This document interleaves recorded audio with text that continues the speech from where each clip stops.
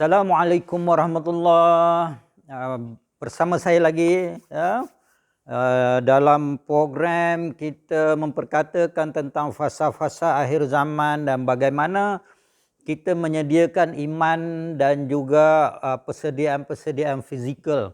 Dalam bahagian yang ketiga ni saya sambung lagi bagaimana rancangan-rancangan kita untuk menghadapi fasa-fasa akhir zaman. Tadi bahagian yang kedua saya telah ceritakan bagaimana kita ni manusia ni terbahagi kepada sudut basyariahnya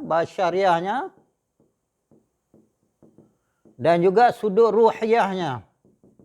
Ya, basyariah kita perlukan kepada makanan, minuman, dan ruhiyahnya kita perlu kepada zikir.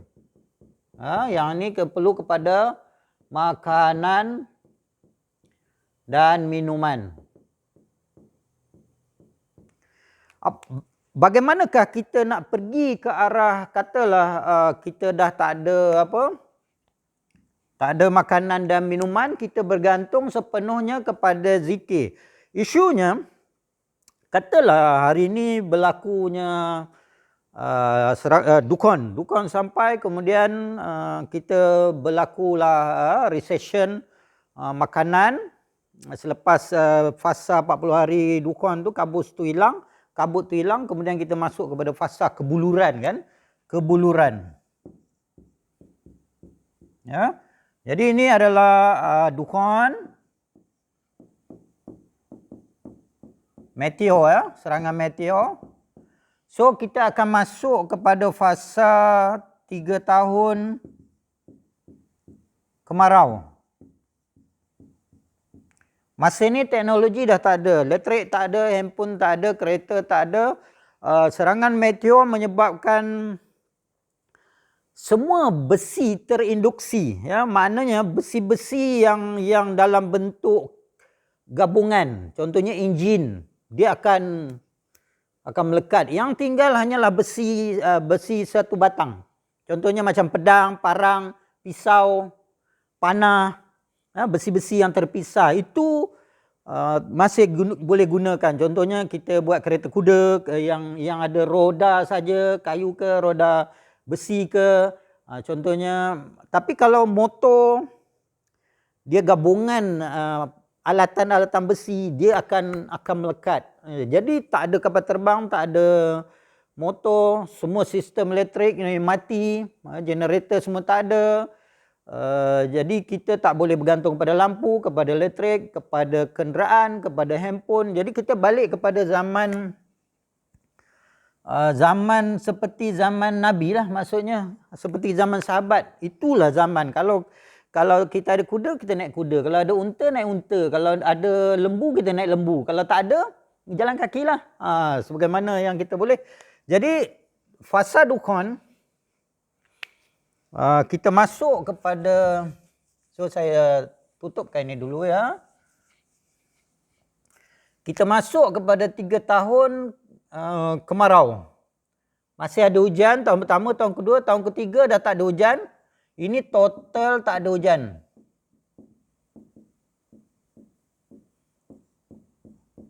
Kemudian masuklah kepada zaman Dajjal. Setahun, 2 bulan, setahun, 3 bulan lebih kurang. Total tak ada hujan.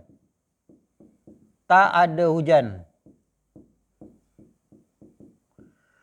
Maknanya, tidak akan ada sumber makanan yang datang dari sini. Dan tidak akan ada sumber makanan yang datang pada tahun ketiga kemarau selepas serangan dukun, meteor. Yang di sini masih ada sikit-sikit makanan. Masih ada sikit-sikit air kalau kita bernasib baik. Tapi kita kena fikir elektrik tak ada. Maknanya orang-orang yang paling sukar adalah orang-orang yang tinggal di bandar. Jadi mereka ni tak ada bekalan air.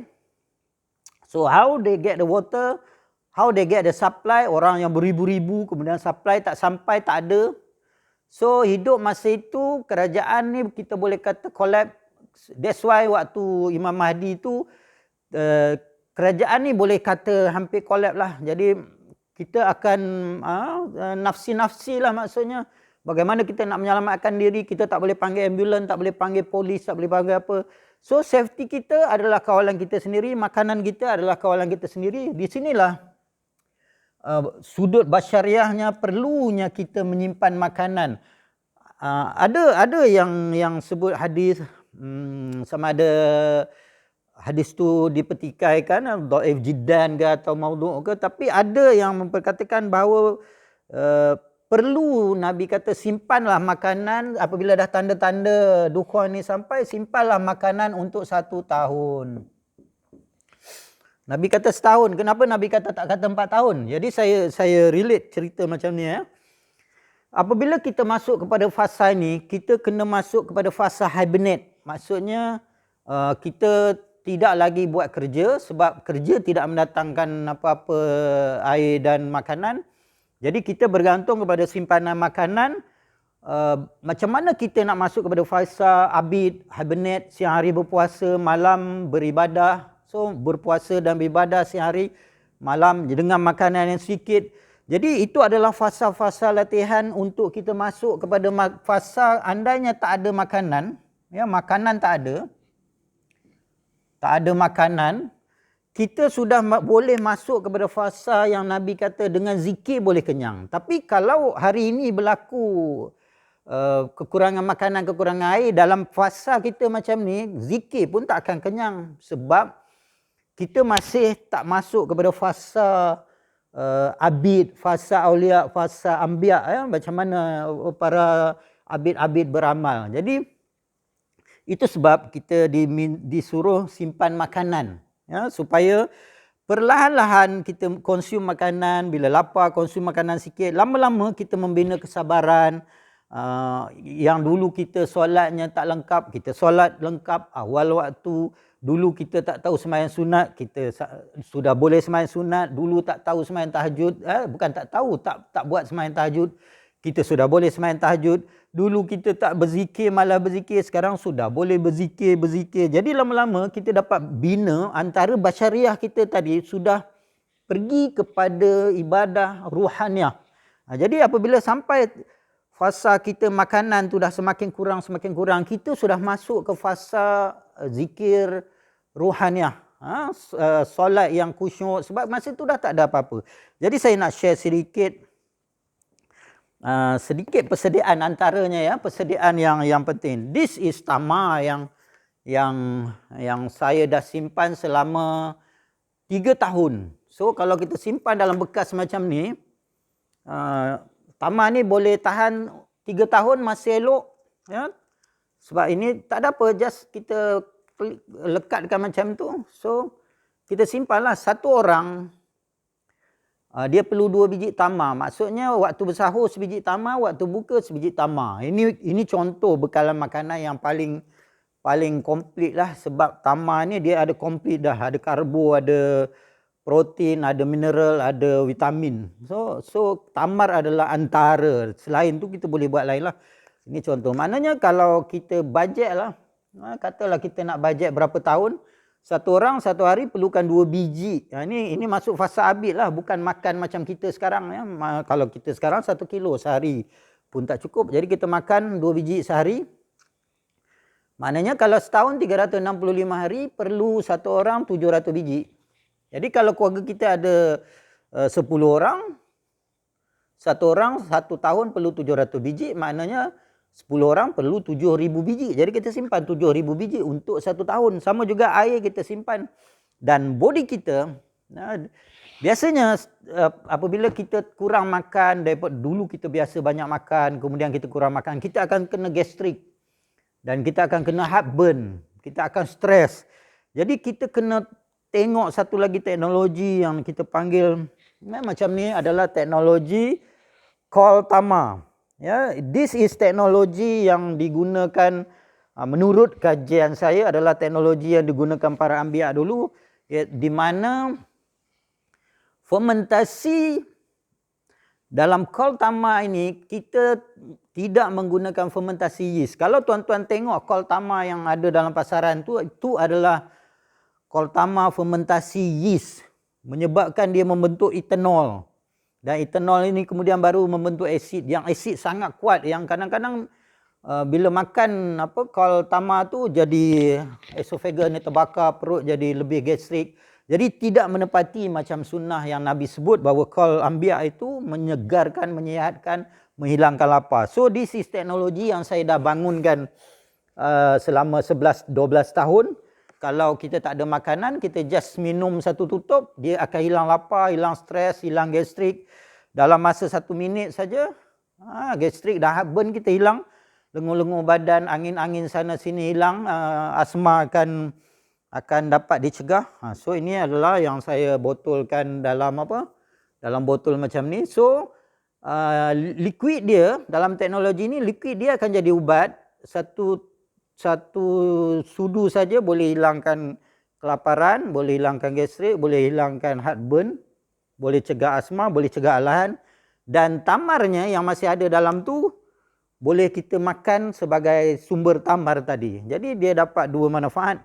Yang teknologi inilah kita panggil teknologi fisiologi stabilizer. Inilah teknologi yang para anbiya dulu guna ya.